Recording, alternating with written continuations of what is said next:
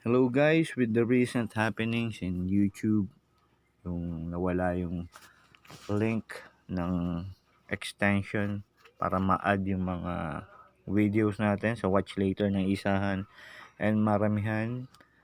Meron akong gusto sa inyo i-share na isang option sa YouTube regarding sa mga playlist. Pero tayo sa playlist nyo.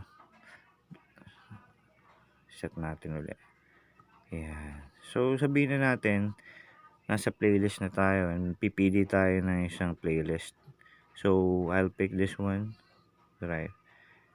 Dito sa option na yung may icon na pencil, which is I think edit. This is to edit yung title. Click nyo yan. Yan. So, makikita nyo dyan, edit playlist.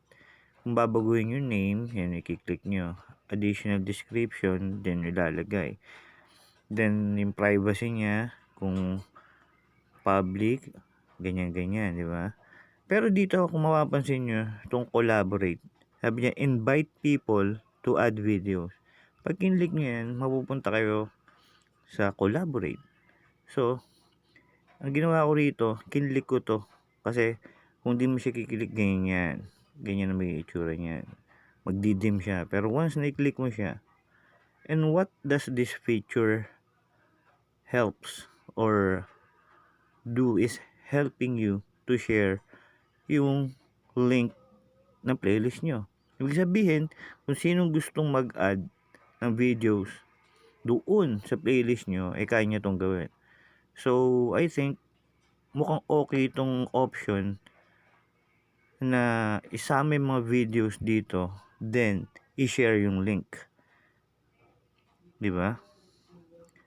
So, tignan natin kung anong mangyayari. Experiment natin kung anong mangyayari, then, i-update ko kayo. So, kung okay, hopefully okay siya. Kung hindi naman, hanap tayo ng ibang option para ma-promote natin yung mga videos natin. That's all, and thank you for watching and listening. Salamat po.